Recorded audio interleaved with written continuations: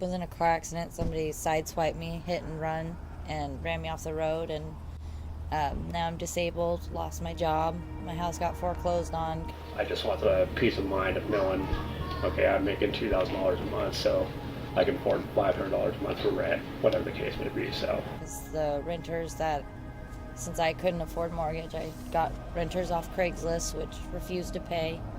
You know, we're all human beings. We all have a different point of view. obviously there's a lot of alcohol and drugs involved out with the homeless community, but there's also mental issues too. Everything, life crumbled and went downhill, and now just trying to get back on my feet. My name's Jason Jackson. Unfortunately, through a divorce, had to move out of the apartment I was in. Had a place to live for a while that I was renting, and then that didn't work out, so lost my job and just kind of snowballed from there. Well, I was living with my ex-wife, and then I was renting a duplex actually right down the street for a few months, and then the rental between me and my roommate wasn't working out too well, so the only other place I had was go to family's house. So I went and stayed with family after that. For me personally, I try and keep busy throughout the day. I help the people that run this shelter. I help the people at night, and I help run the resource center. Not run it, but volunteer a lot of time to that. Look for employment. I try and put out a few resumes at least each day. I pick up some side jobs off of like Craigslist and stuff, just to help me get by. But when that doesn't happen, like I said, I just try and volunteer my time here a lot. This place has helped me out tremendously, so I just try and pay it forward and help them as much as they've been able to help me. So, My name is Veronica. I have a 1-year-old daughter, so she's kind of like my schedule. And my husband, he's a trade mechanic, so we're in the process of trying to open a business. So I take care of my daughter, and I help, like, basically either find any type of side jobs just to get by, basically. And whether it's like something as silly as like collecting cans, or like driving for Dash, or anything like one of those easy, like, whatever help money that you can get just to like kind of slide by, if that helps. Last year I had just everything, my career, my house, and then once you hit rock bottom, you lose all that. Like, people automatically like judge you, don't give you chances, but those people who do give you chances, give you help, like the churches or like food banks, stuff like that, then that's how people can actually start to get better, like myself. Luckily, a family friend let us rent out a room temporarily. He's disabled too, so it kind of helps. His wife died of cancer and his leg got amputated, so that's how he's able to have room in his house. But before that, I was homeless when I was pregnant, so that was kind of rough. My name's Crystal. I moved in with my fiance a few years ago, and then his parents got kicked out of their place, so I kind of followed him from there, and we've been trying to look for work and housing, but it hasn't been easy. Honestly, it's job searching, house searching, and spending time with friends. So, sometimes if we're able to, we'll go and stay at friends' houses. right. But mainly, yeah, we stay here. I've done anything from restaurant management to customer service, warehouse work. I've been doing landscaping for quite a while, off and on.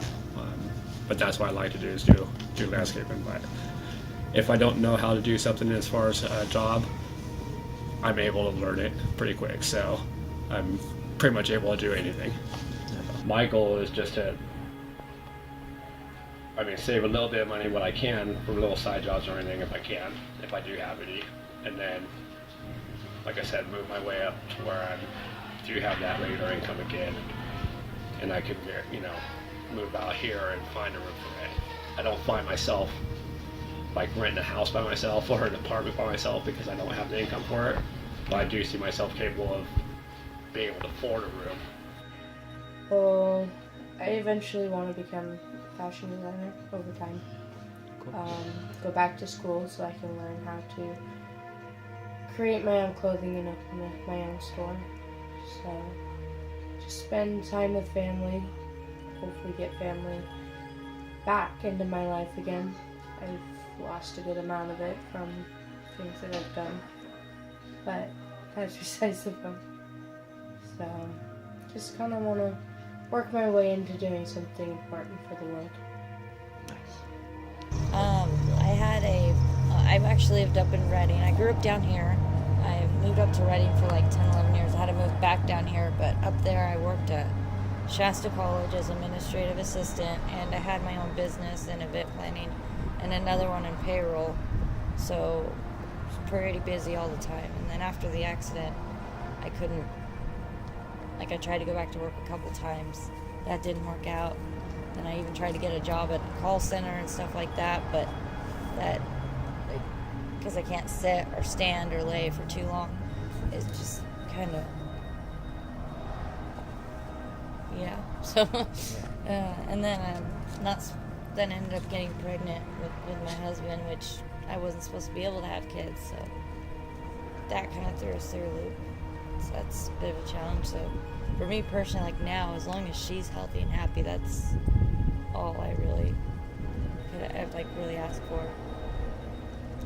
Those people who we see on the streets and are told not to make eye contact with. The ones that we think are drug addicts.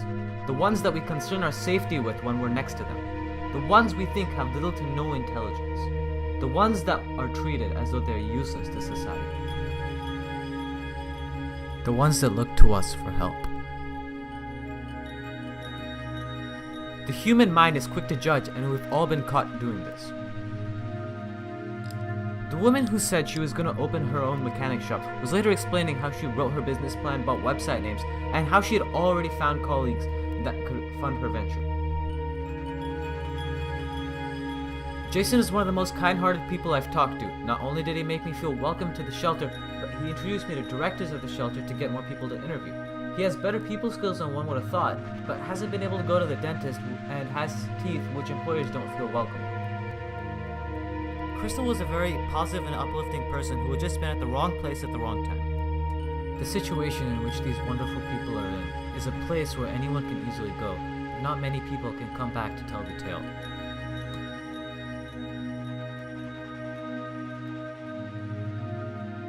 If there are 564,000 people on the streets or in a shelter, and if a fourth of Sacramento's population each fed 5 people, we would have fed all the homeless in the country.